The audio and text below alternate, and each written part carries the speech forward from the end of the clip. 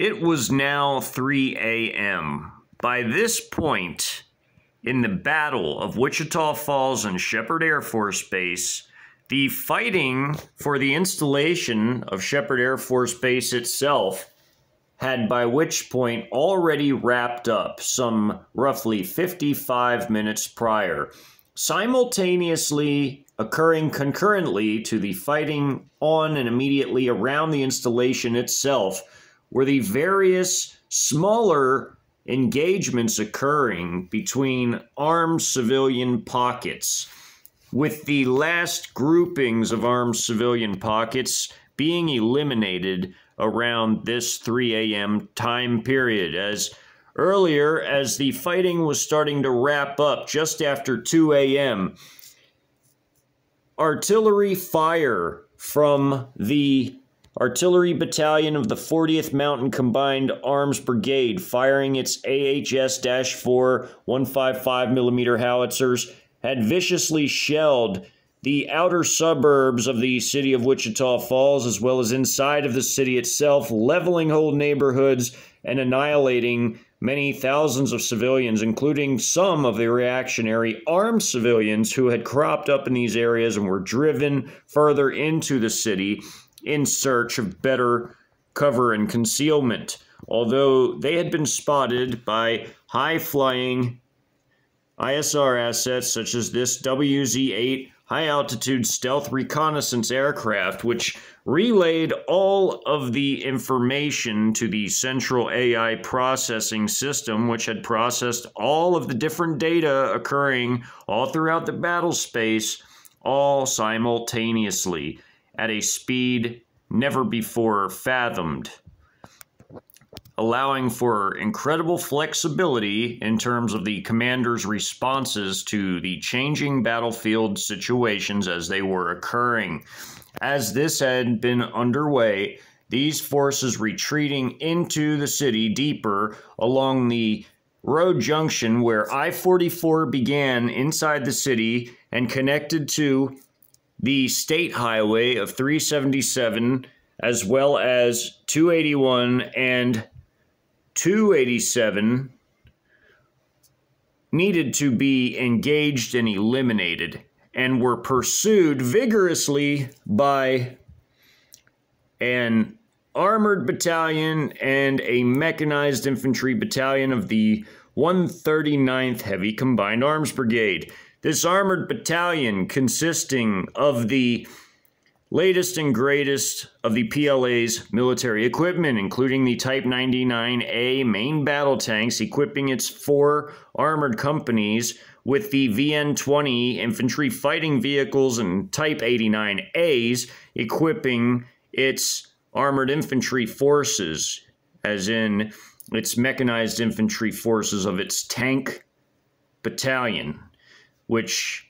were infantry supporting the armored forces within the battalion, including also its anti-tank company. It was comprised of essentially 4 tank companies, 3 armored infantry companies, a headquarters company, and an anti-tank company, with its mechanized infantry company comprised solely of mechanized infantry forces of tracked vehicles, as in the VN-20s, as in the IFVs, and the Type-89A APCs, with mechanized infantry dismounts riding within those vehicles in terms of all the squads, each squad assigned to each vehicle of each platoon of each company, which comprised this whole battalion, as the battalion was comprised of 7 mechanized infantry companies and a headquarters and support company. These forces entered the city and surrounded entire city blocks that were to be cordoned and swept of these armed reactionary civilian forces. In tandem with this occurring, upon having had done so, elements of their forces, as they were finishing off these armed civilians, broke off and surrounded this smaller group within the downtown area and were assisted by armed reconnaissance helicopter battalions, 2 of which, and an attack helicopter battalion of the Aviation Brigade, the 77th Aviation Brigade of the 77th Group Army, which had flown not only into the area that was just north of Lake Wichita, where 1,200 armed civilians had been driven into the area from vicious artillery strikes coming from the artillery battalion of the 139th Heavy Combined Arms Brigade, as well as the pursuit and destruction of additional armed civilian groups, which had earlier driven these armed civilians into this pocket, along with these armed civilians having been shelled as well by the PLZ 05 155mm self-propelled guns of the 139th Heavy Combined Arms Brigade's artillery battalion, driving them all into this large pocket within a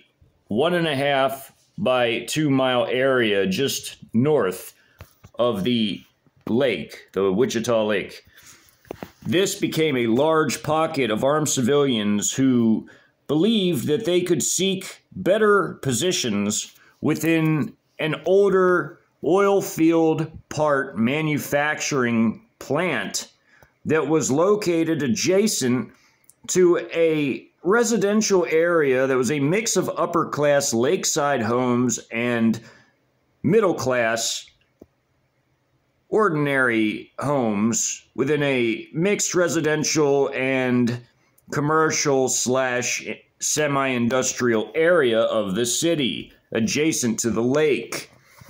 Again, by this point, it was 3 a.m. and forces of the 139th Heavy Combined Arms Brigade, apart from its other battalions having had moved into the downtown area, the Armored Bttn and Mechanized Infantry Bttn, an additional Armored Bttn and an additional Mechanized Infantry Bttn had already since surrounded and destroyed 2 armed civilian pockets of roughly 200 armed civilians apiece before moving on by 3 a.m. to surround this pocket with an additional single separate Mechanized Infantry Battalion that went into the city along 377 before parting ways from the road to enter from the north and attack these armed civilians as they were pursuing from the north, while these other 2 battalions pursued from the south, which originally had driven them into this pocket, along with the heavy artillery fire fired early on in the battle from 1:30 a.m. and onward. Many areas of the city now lay in ruins, as these armed civilian pockets were rapidly identified and destroyed within a very short amount of time. By the time the 3 different battalions of the 139th in the south, not counting the other battalions operating in the center of the city, had broken off from south and north to pursue armed civilian forces that had been identified and vigorously shelled, they now surrounded this very large developing pocket just north of Lake Wichita. And now we go to the map. Again, this is a 1.5 mile by 2 mile map segment of the fairly large battle against armed civilians which now occurred in this area, as there were 4 of the 12 JH-7 ground attack aircraft marshaled for this particular battle, or sub-battle rather, of the much larger battle of Wichita Falls and Sheppard Air Force Base, in addition to the heavy PLL-05 mortars, assault gun / mortars, as they could be direct fire weapons, or mortars as they could elevate their guns to fire as mortars, as heavy mortar systems. They belonging to the Mechanized Infantry battalions in the area, the one coming in from the north as well as the one coming in from the south, in addition to the Armored Bttn, which nearly the entire battalion was now in this specific area, in addition to a part of the 3 aviation battalions in the area, including a full company of attack helicopters with more off the map and to the north, surrounding this area in a semicircle with more off the map. As these 3 different aviation battalions between the Armed Reconnaissance Helicopter Battalions, numbering 2, and the Single Attack Helicopter Battalion had a substantial amount of armed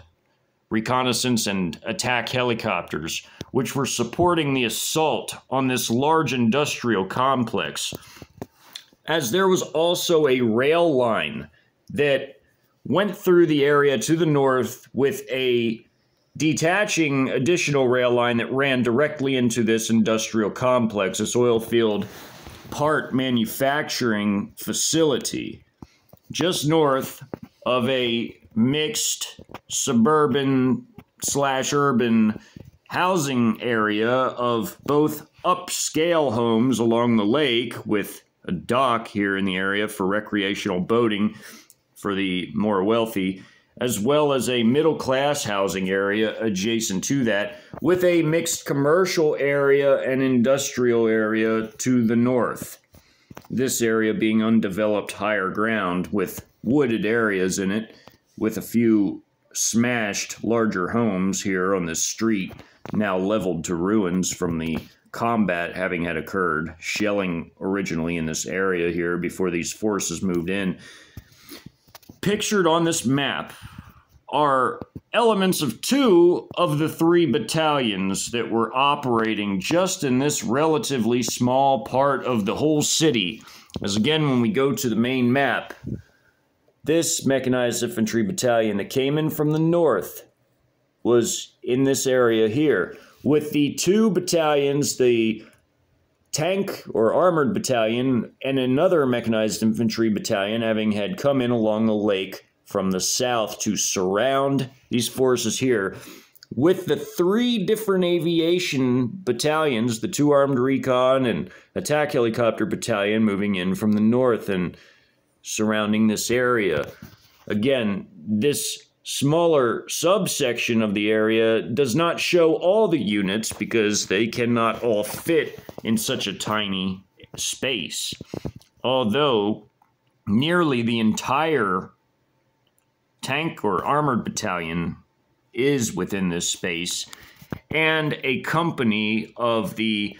northernmost Mechanized Infantry Battalion is in this area as well, cordoning off the northernmost portion of the industrial area, with 1 armored infantry company of the Armored Company, and its 4 tank companies, 1 coming in from here, moving into place here before stopping, 1 moving in here, 1 moving here, and 1 spaced out here. A platoon here, a platoon here, 1 here, and 1 here, with its headquarters platoon right here by the smashed home, part of it with an MRAP over top of the rubble of the smashed home. And the armored infantry forces of the Armored Battalion were here, and also here, and also here, comprising the 3 armored infantry companies belonging to the larger armored battalion as a whole. There was also the anti-tank battalion of the very potent QN 506, brand new specialty anti-tank vehicles that could also double as an infantry fighting vehicle with even limited air to or surface to air capabilities as its dual purpose main armament of its QN 502 missiles could fire at both tanks and nearby hovering drones or helicopters. These were very potent forces, these anti-tank vehicle forces. And these were the headquarters platoons of the mechanized infantry force spaced out among the anti-tank company, these two companies. This was their two headquarters battalions. And this was a headquarters battalion of this armored company spread out here, these 4 different combat platoons, these 4 different tank platoons, 5 tanks apiece. This was the other tank company, another one moving in here, the armored infantry here, spaced out among the anti-tank vehicles here, and again right here, with a company from a whole different battalion, one of the mechanized infantry battalions, right here to cordon off the north, with its headquarters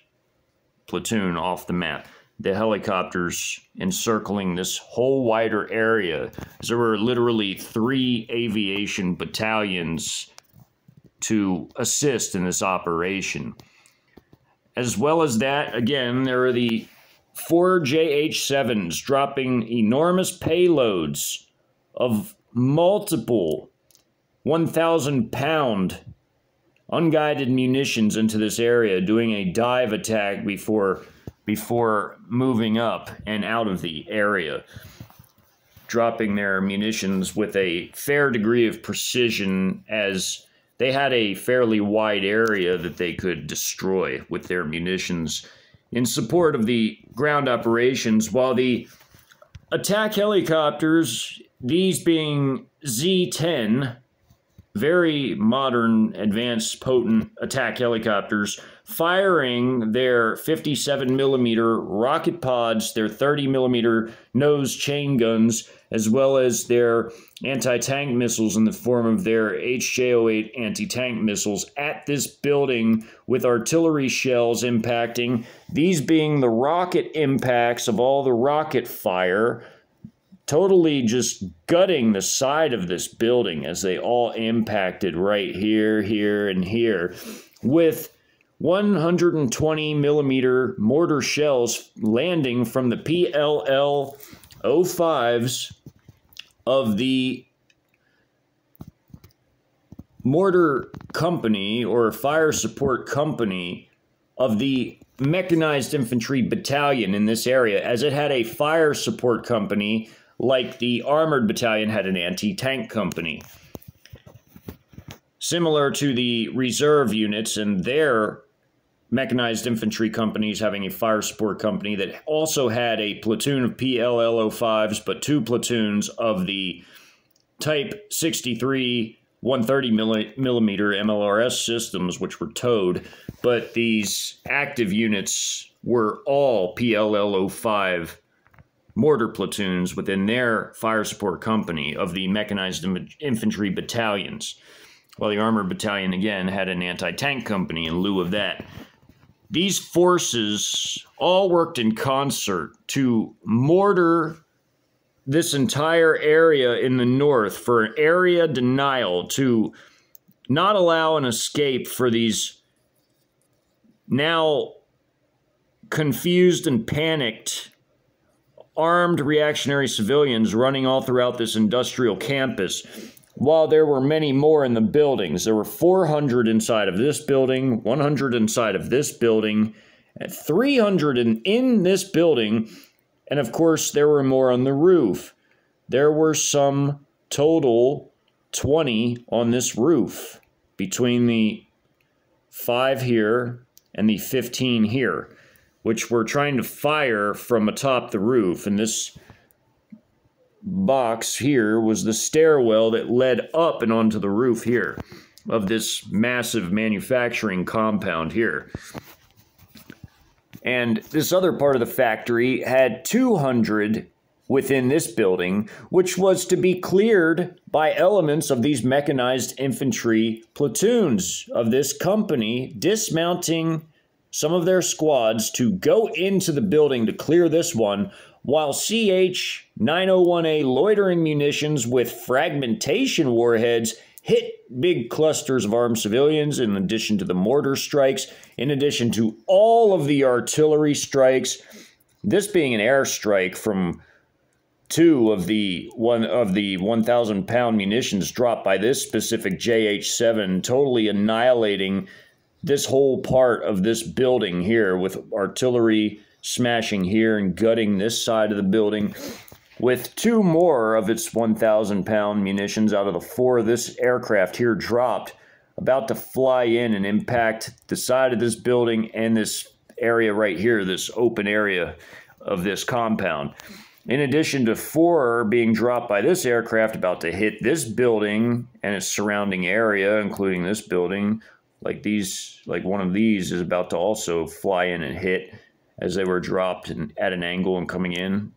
And these were also dropping four apiece as well, the 1,000-pounders on this building and this whole area here. So this whole area and this whole area were hit by thousands of pounds of air-dropped ordnance, with two already hitting right here, causing an enormous blast that completely gutted and leveled a large part of this building here to the corner and beyond, destroying these houses right here with the blast radius, simply tearing them down. And these groups of armed civilians at the opening of this map were simply cut down by coax machine gun fire from these tanks, 7.62 by 54 millimeter, in addition to the turret gunners firing their 12.7 heavy machine guns at these forces, these armed American reactionary civilians. CH-901A loitering munitions also flew in and hit all of these armed civilians on top of this steeply elevated hill right here, along with artillery strikes, incoming shells, eliminating the rest of them, hitting the road outside of the factory, hitting the rest of this remaining part of this building that was horribly destroyed on one end and gutted on the other, as well as shells impacting here and here. This group was annihilated by these CH-901 loitering munitions, as were all these here between both mortars and CH-901As. These men on the roof were fired at by the chain guns, the 30 millimeter chain guns of these attack helicopters, as well as the rocket pods of others along this perimeter, firing and all hitting this side of this building here, just shredding into it and eliminating many inside. This entire 300 was boxed in by red, meaning all 300 of these people inside of this building, these armed American civilians, are eliminated by the combo of artillery strikes throughout the area, the attack helicopter rocket strikes and anti-tank missile strikes, the fire from these 125 millimeter tank guns of these different tank platoons firing into this building and also shredding it to pieces in tandem with the rockets and anti-tank missiles and chain gun fire from the attack helicopters shredding into it, in addition to the mortar striking, the artillery striking, and the infantry fighting vehicles even firing their HJ-9 anti-tank missiles or HJ-08s, depending on which were armed on each infantry fighting vehicle, as some of the infantry fighting vehicles had two of each type, the HJ-08 or HJ-09. Like the VN-20 could use the HJ-08 or HJ-09 and were firing into the building here as well, in addition to their 30 millimeter and 100 millimeter cannons from their IFVs. The 12.7 millimeter machine gun turret gunners were firing at these groups as well, as this group tried to run out in the street and was simply mowed down by their fire,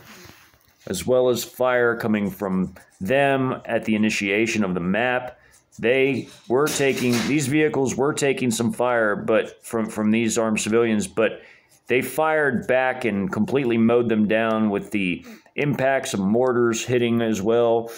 And of course, their loitering munitions hitting here and here. Also here, eliminating these armed civilians with artillery impacting here at the opening of the map, destroying this pickup truck that was used by armed civilians on top of this steep hill. There was a large grouping of them in this tiny little crevice between these two steeply elevated hills. They were eliminated by these dismounted infantry troops who bounded this way after firing into this crevice area, with these forces up here ripping through, and with these IFVs and APCs ripping through these wooded areas, plowing down trees to get to the edge of here to fire across at anybody that might have survived the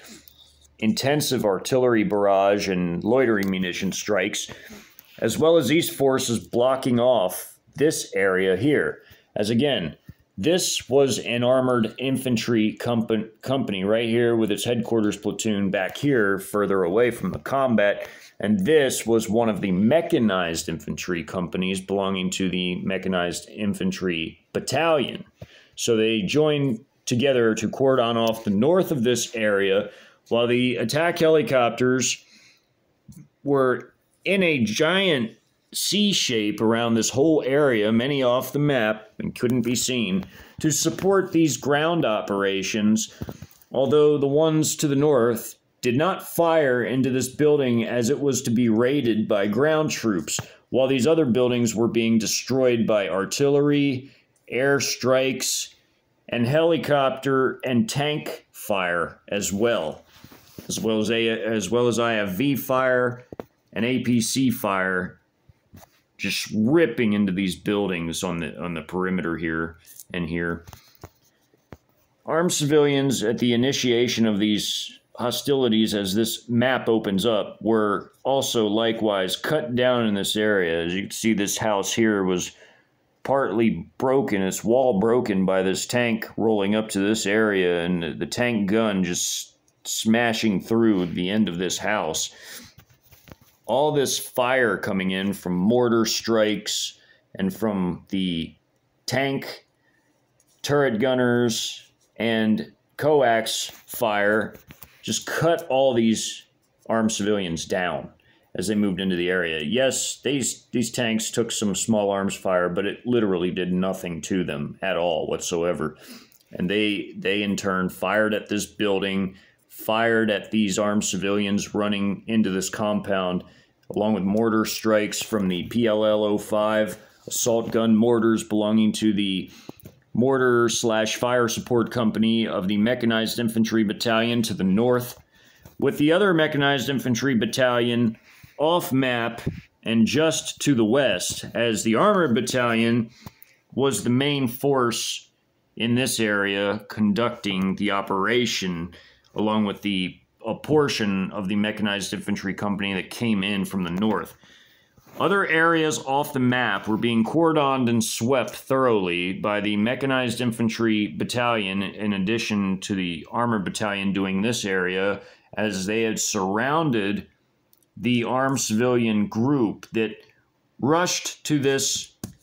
industrial compound, this oilfield parts manufacturing compound, to take cover, as it was a fairly sturdy group of buildings. I mean, these were large industrial buildings made of concrete and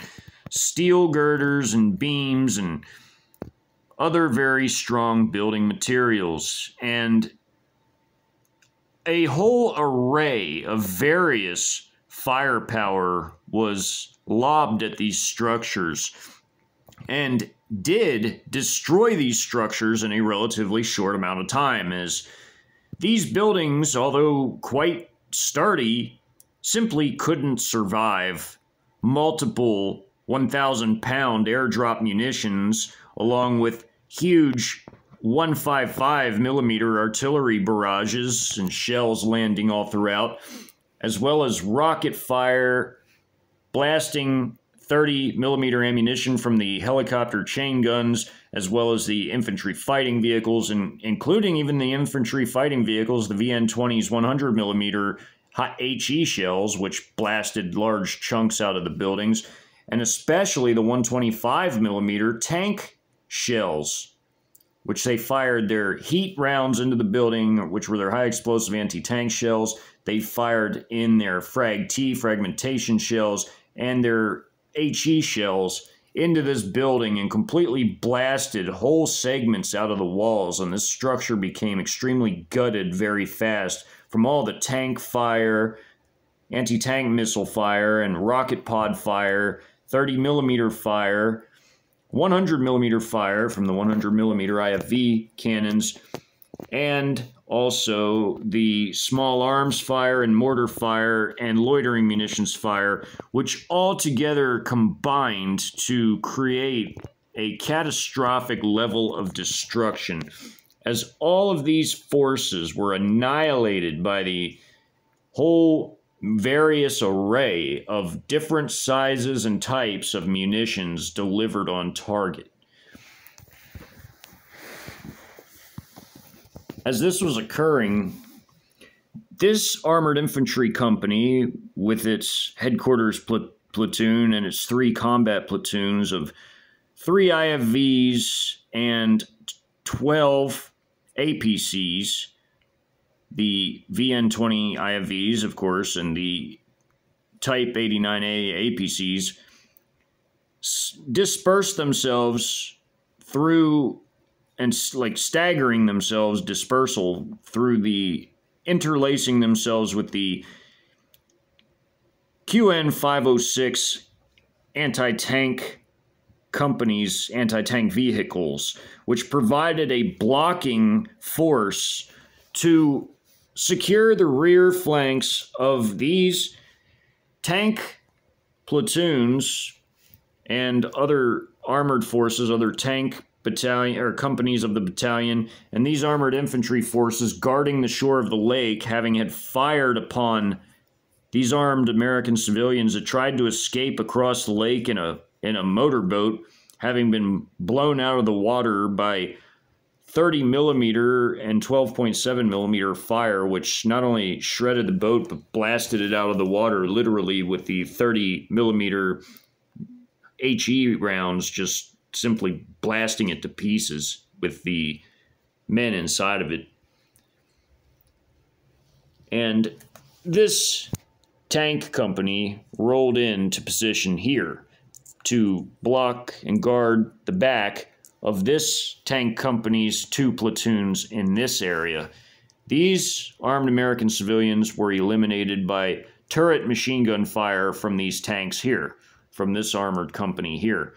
They all had their weapons oriented at different angles, providing 360-degree security, as did all the other companies. And they all blocked off and cordoned and essentially swept every block in the area, as by this point in the map, the helicopters had everything under control from the air. On the ground, all the different companies had everything under control on the ground. They annihilated any groups of armed civilians they found, including CH-901A loitering munitions, hitting some up here in this northeastern corner. While the operation was underway in a massive way, with all of the various types of firepower delivered on the complex, with the Mechanized Infantry Company of the Northern Mechanized Infantry Battalion sending in squads to conduct stack team clearance operations of this enormous industrial building, sending in a total of 1 full platoon with just 2 squads visible here and here on each side. As you can see, there's green around these arrows, meaning as they entered, they were taking fire from those inside posted up trying to defend this building. But 2 additional squads came in after them, and then a third on this side, making the whole platoon inside this building. Since it was a huge industrial building, it required an entire platoon to clear it, and they all went through methodically, clearing the structure floor by floor, including the more open floor plans where they moved through in a rolling T formation, so that the 3 different point men, the one in the middle faced the area ahead, and the ones on the ends could look upwards and handle any catwalks or any other elevated areas within the manufacturing facility's open floor plan, while in the hallways of the office type areas, they would move as a typical stack team, 5 men apiece, going down the hallway on either side, kicking in doors and rushing into rooms to clear them, and so on. And the other part of the structure of the compound, the other structures of the compound were not so fortunate, as they were essentially totally leveled to the ground, as were all the masses of confused and chaotic running around armed civilians trying to figure out what to do and where to go throughout the mass pandemonium unfolding. As the total eruption of so much firepower concentrated on such a small area was so destructive and over so quick that there was simply no time with which to respond to it. Yes, they did try to take some shots in the short moments they had before they were destroyed, but this ultimately did nothing to the invasion forces, as within a mere matter of 25 minutes, this entire map here was done and over with insofar as the combat that unfolded. From the time all these forces had moved into their positions to the time they all opened fire, the air strikes came in, the artillery strikes came in everywhere with the mortar strikes, the attack helicopter fire, the tank fire, which was massive, the infantry fighting vehicle fire, which was likewise fairly powerful, and the attack helicopter fire again, which was also very powerful, extremely powerful. All with the artillery and airstrikes came together to provide a level of destruction that, again, was literally over in a matter of 20-25 minutes from beginning to end. These forces, having been eliminated in an extremely rapid amount of time, due to the fact that this was a 1,200 strong cluster of armed civilians having been successfully herded into a small area, as was frequently done on these maps when encountering these armed groups, using artillery and pursuit to goad them into easier pockets to surround and destroy by the various pursuit elements. It was ideal when even larger pockets of enemies could be corralled in a relatively small area, because it allowed for a centralization of enemy destruction in the most efficient way possible, meaning getting them all at the same time and the same place was ideal for the invasion forces, as this went along directly with their ideal insofar as it related to their timetable of doing things extremely rapidly, wasting no time, insofar as gaining complete control over vital road and rail areas as it pertained to the nation now under invasion. As again, vital road and rail hubs, anything involving transit, was to be under complete control as rapidly as conceivably possible as it pertained to the overall war planning. And this included the small to medium-sized city of Wichita Falls, no less, as it was also the home of a military installation in the form of the Sheppard Air Force Base as well. So this was a very important city to subdue overall, as any city adjacent to a military installation, as well as being a fairly large road and rail hub, was a major target to subdue, as control of these road and rail networks was vital for the later occupation and logistics as it pertained to such, and even the current battle as it even stood now, as the other battle going on to the north, not very far away in Fort Sill, Oklahoma, required the total control of Wichita Falls and the Interstate 44, which began in this city. And as there were major forces of the 77th Group Army present in the city, that meant that reinforcements could be sent north to aid the forces already in the Lawton Fort Sill battle as it stood, because that battle involved far more ground forces than even this battle did, and this battle was over drastically faster. Again, being another major reason why it was ideal to destroy all armed resistance as fast as possible. And again, gathering more of them in a smaller area was always ideal in that sense, because it allowed for the more rapid destruction of the enemy in order to redeploy resources much faster to other more important areas.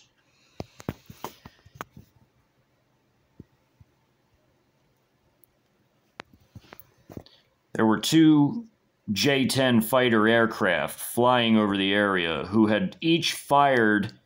an air-to-ground KD-88 air-to-ground missile, which was a TV seeker guided missile, which was basically TV guided. I mean, it was a missile that could be fired from quite a distance away. It was considered a short to medium range standoff missile, as its maximum range was 125 miles, and these were fired 40 miles away before these aircraft even flew over this area, as the smoke trail indicates, goes off the map. From 40 miles away, these two fired these air-to-ground missiles to support an attack against armed civilians in the downtown area from way off the map, 40 miles away. And they flew over the lake as these aircraft continued to fly over the exact lineage that the missiles were fired from, and they impacted these armed civilians downtown. Most of these J-10 fighter aircrafts were armed with two 500-pound air-to-ground munitions, but these two here were an exception and were armed with these KD-88 air-to-ground missiles in lieu of the two 500-pound air-to-ground laser-guided ordnance, and instead had two KD-88s apiece.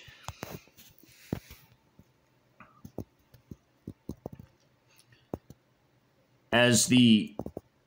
various different sub-units of each brigade on the map, as in the different combined arms brigades, including the 55th Light Combined Arms Brigade, which was primarily equipped with the very potent wheel-based ZBD-08, or Type 8, as it's sometimes called, vehicle types, including having their battalions equipped with the infantry fighting vehicle version, which was the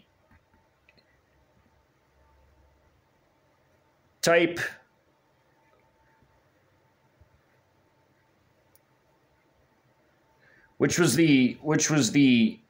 Type 08 or ZBD-08 with the Type 11, the Type 10 APC version of this 8-wheeled armored vehicle type, with the PLL-05 assault gun mortars as their fire support company element within each battalion. Each battalion had a fire support company, a headquarters company, and it had 6 mechanized infantry companies with their fire support company and headquarters platoon, for a total of 8 companies per battalion. And although these were light armored infantry forces, essentially light mechanized infantry forces in these wheeled vehicles were very powerful wheeled vehicles. And there was even an assault gun variant of these vehicles called the Type 11, which was an assault gun, a 105mm rifled tank gun, and a coax 7.62 by 54 millimeter machine gun and a 12.7 millimeter turret gun. These were essentially tank-busting versions of the Type 08 vehicle, as well as the infantry fighting vehicle version being armed with a 35 millimeter Gatling autocannon, which was an upgun version of the 30 millimeter original autocannon equipped versions of the Type 08 IFVs, with the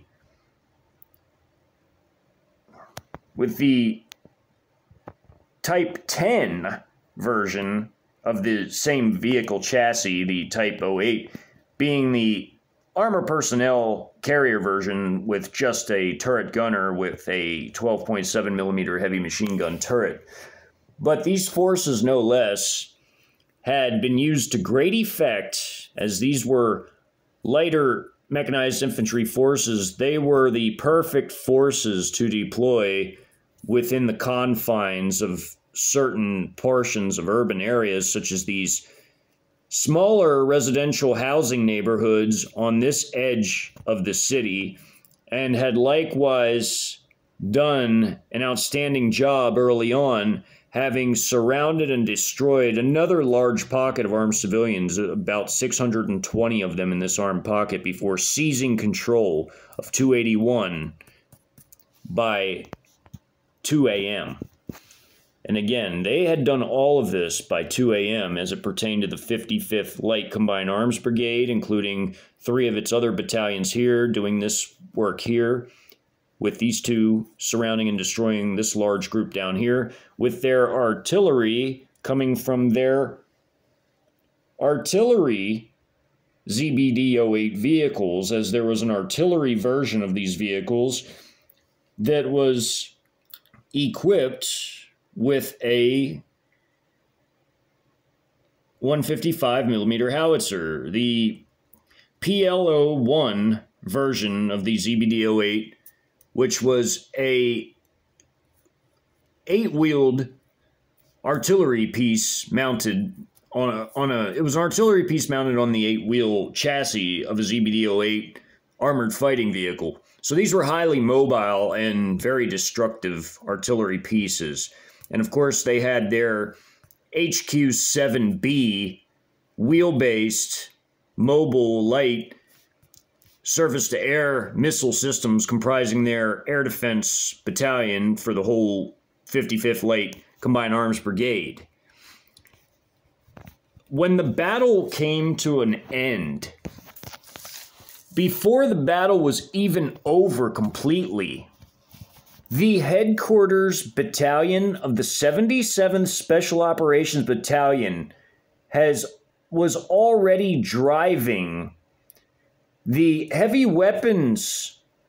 battalion, as this headquarters battalion was responsible for driving all of these battalions into battle in terms of the combat vehicles. They utilized all the combat vehicles and they were the drivers of all of these battalions that mounted up in these vehicles for combat. They were already on the road transporting the heavy weapons battalion and 2 of the 6 special operations battalions up I-44 as soon as this battle concluded, with the transport helicopter battalions, the 2 transport helicopter battalions of the 77th Aviation Brigade transporting the other 4 remaining combat battalions of the 77th Special Operations Battalion, flying them north as the headquarters vehicle-based other 3 battalions, including the headquarters drivers of the vehicles, drove up I-44 to get them to the battle already underway at Fort Sill, which was not very far up I-44 as a whole, with the vehicles able to arrive in 1 hour and the helicopters able to arrive in approximately 30 minutes. Transporting, therefore, the entire 77th Special Operations Brigade to the battle in Fort Sill and Lawton, which was already underway, as the same time this battle was underway, but by 4 a.m., between 4 and 5 a.m., these forces were being flown and driven to the battle in addition to the 2 Mountain Combined Arms Brigades likewise getting on the road upon having completed their tasks in this operation, the 40th Mountain Combined Arms Brigade and the 150th Mountain Combined Arms Brigade, to act as reinforcements for the other parts of the 77th Group Army already in the Fort Sill-Lawton battle doing the fighting there, as that battle was larger in scale and lasted longer than did this battle. Throughout the entire invasion, it would be the case that some battles would be over drastically sooner than would others. Some cities would fall far faster than others. Some would hold out a little bit longer. Some installations would fall much faster than others, with others holding out just a little bit longer. Such was the case with this battle here at the Sheppard Air Force Base in Wichita Falls battle, being a massive success in terms of the both short duration of it all and the perfectly executed crushing of the armed civilian elements, including herding them, using a herding doctrine to herd them into more controllable, easier to destroy larger groups instead of them being scattered and more dispersed and harder to isolate and destroy, as each and every one of them would have to be meticulously hunted down.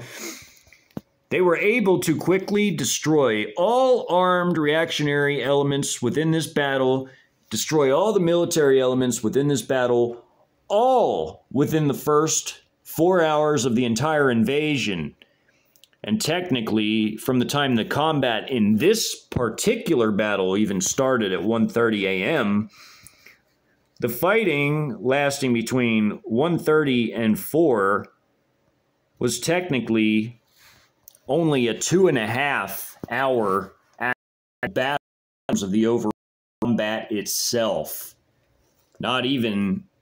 a full 4 hours, but it was 4 hours counting the very beginning of the tandem anti-satellite and cyber strikes that had occurred to blind America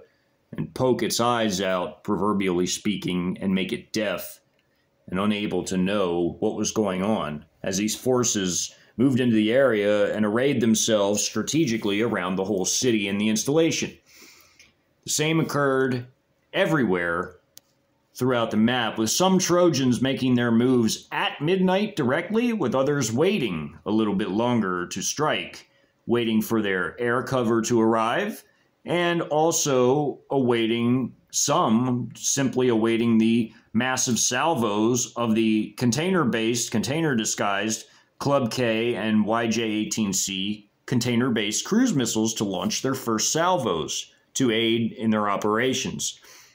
Both occurred as these forces took the time to set up their artillery upon moving from their CCP properties into this specific area to strategically surround the city.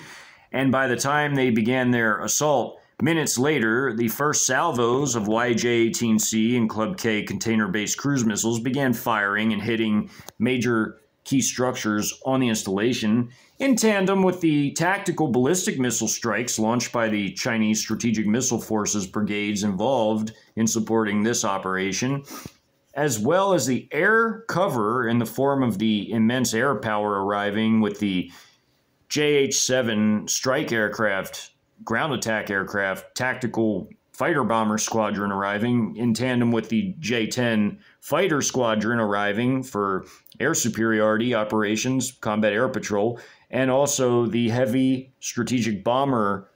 squadron arriving, with only one ever even being utilized on the installation, as another one that was intended to be used was diverted because this battle had been such a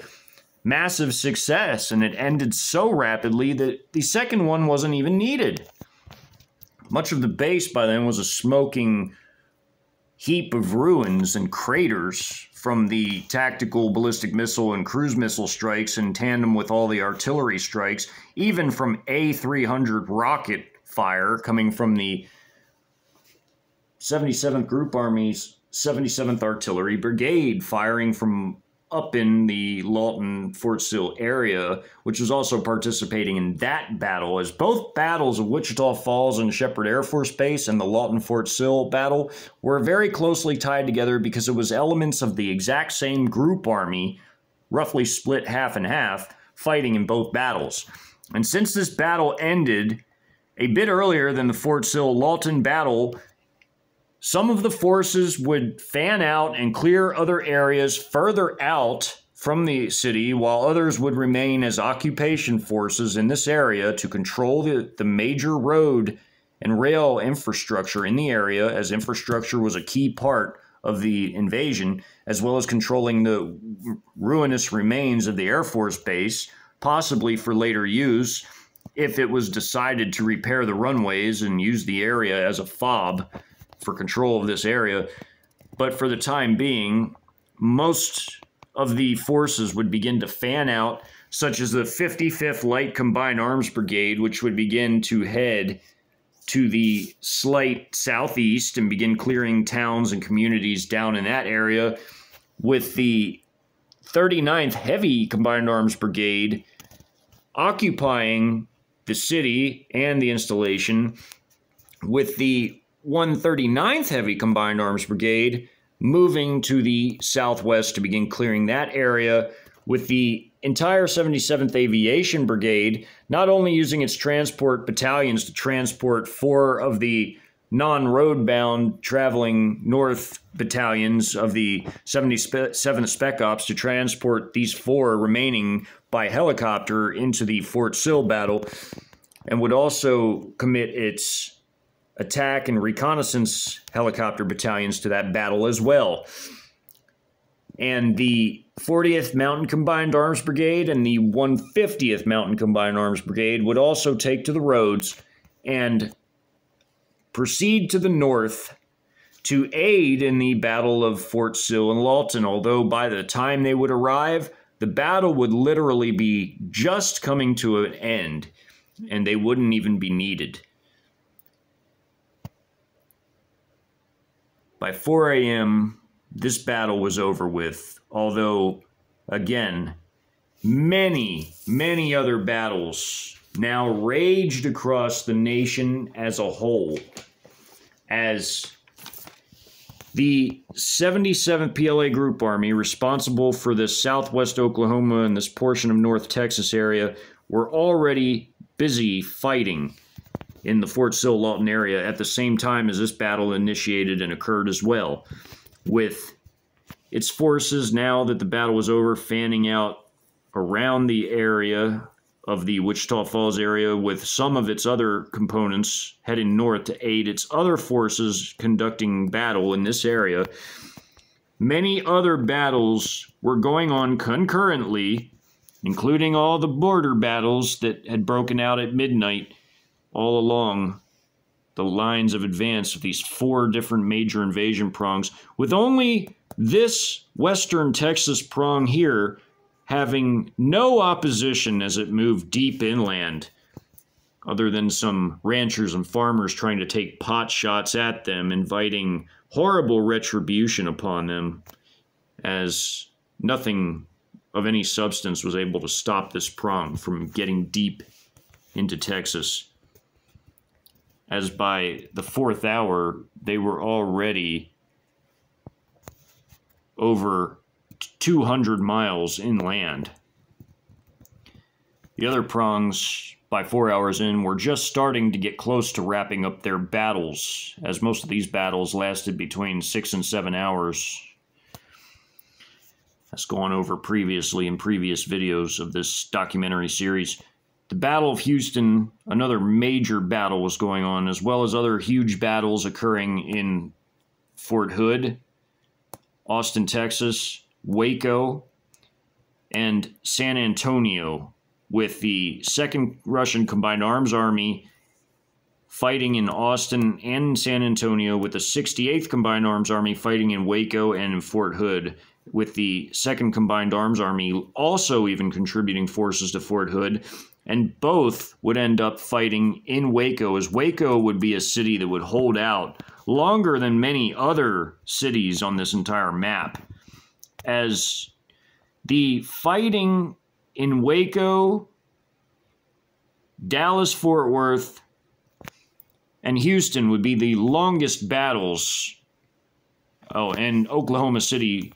would be the 4 longest battles of the entire campaign, lasting just over a day in duration, with many battles ending before even 24 hours. As this was truly a national stab in the heart in terms of the forces breaking into the country, in terms of the Trojan forces rising up everywhere on their Chinese CCP properties, purchased many over the course of many decades and years, stocked with logistics over that same amount of time, including their allies cropping up like Russians, Pakistanis, Iranians, and others in other parts of the country like North Koreans and Belarusians as well, and many more. This being an enormous invasion of massive proportions. Words can't even describe the size of it.